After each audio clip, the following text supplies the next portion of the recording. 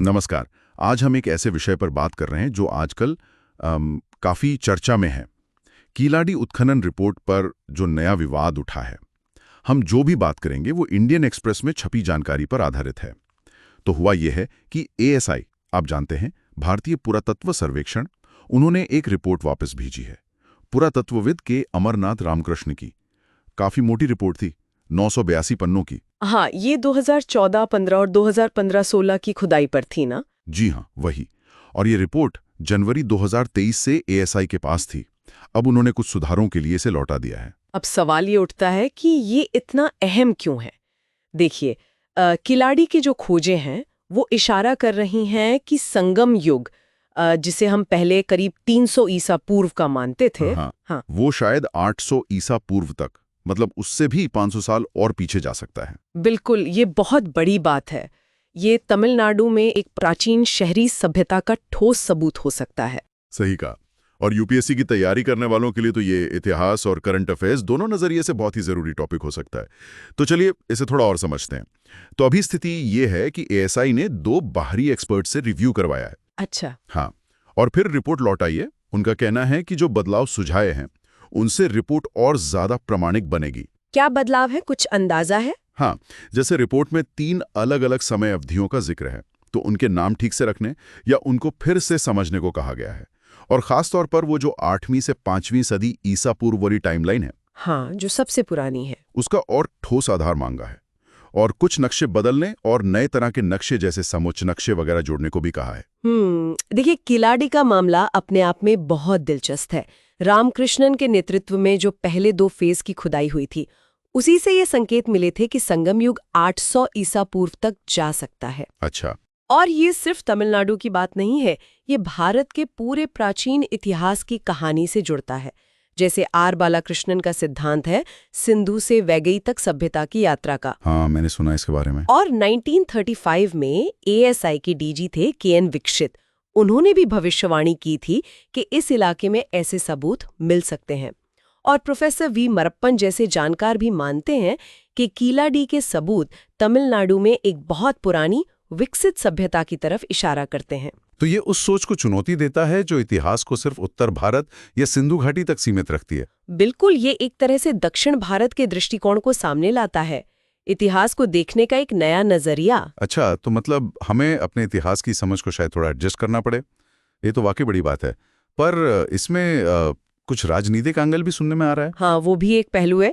देखिए, 2017 में रामकृष्णन का अचानक कीलाडी प्रोजेक्ट से तबादला हुआ था। हाँ, याद है, उस पर काफी विवाद हुआ था। उस वक्त विपक्षी दलों ने आरोप लगाए थे कि शायद केंद्र सरकार इन सबूतों को दबाना चाहती है।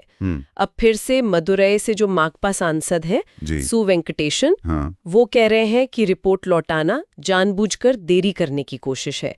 और वो इसे संसद की आश्वासन समिति की आने वाली बैठक से जोड़ रहे हैं। तो ये आरोप प्रत्यारोप चल रहे हैं। हम यहाँ बस जानकारी दे रहे हैं, किसी का पक्ष नहीं ले रहे हैं। बिल्कुल। लेकिन क्या इस प्रक्रिया पर भी कुछ सवाल उठ रहे हैं, मतलब रिपोर्ट रिव्यू करने के तरीके पर? हाँ, प्रक्रिया को लेकर भी कुछ चिंताएं हैं। एक पुरातत्वविद ने, नाम नहीं बताया, उन्होंने कहा कि खुदाई की रिपोर्ट तो असल में खोदने वाले का तथ्यात्मक ब्यौरा होती है। सही बात है। तो ऐसे में उन एक्सपर्ट से रिव्यू कराना जो खुदाई से सीधे जुड़े नहीं थे, ये थोड़ा असामान्य माना जा रहा है। अच्छा। और आर बालकृष्णन ने भी इस पूरी प्रक्रिया में जो लगभग 10 साल की देरी हुई है, उस पर चिंता जताई है। उनका कहना है कि इतिहास इंतजार नहीं करता। बात तो सही है।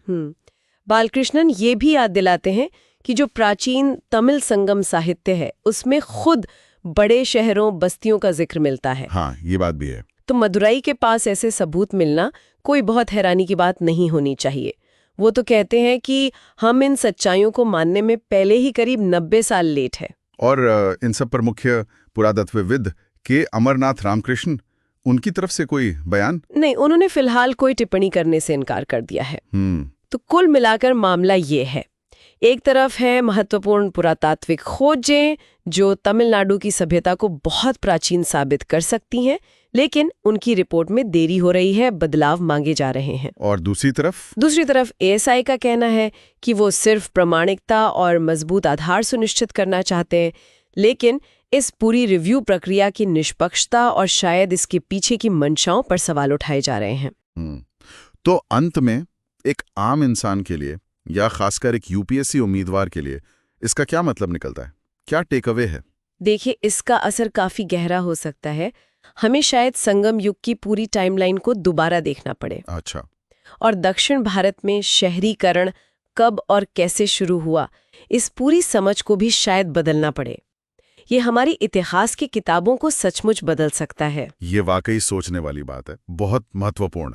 और इस तात्कालिक विवाद से अगर थोड़ा आगे बढ़कर सोचें तो ये एक बड़ा सवाल खड़ा करता है। क्या? कीलाड़ी, शिवगलाई, आदि चननलूर जैसी जगहों पर जो लगातार खुदाई हो रही है, वो वैगई नदी के किनारे बसी प्राचीन बस्तियों के फैलाव और उनके स्वरूप के बारे में हमें क्या नई जानकारी दे रही है। और ये सारी खोजें मिलकर भारत के शुरुआती इतिहास की पूरी कहानी को किस तरह से एक नया आकार दे सकती हैं, ये देखना बहुत दिलचस्प होगा। बिल्कुल। तो आज की हमारी चर्चा यहीं तक।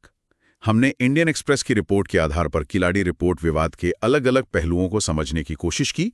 यूपीएससी की तैयारी करने वाले साथियों को निश्चित रूप से इस मुद्दे पर आगे भी नजर बनाए रखनी चाहिए। अगर आपको ये बातचीत उपयोगी लगी तो इसे लाइक जरूर करें, हमारे चैनल को सब्सक्राइब करें और अगर आपके कोई सवाल हैं या आप कुछ कहना चाहते हैं तो नीचे कमेंट्स में हमें जरूर बताएं। धन्यवाद।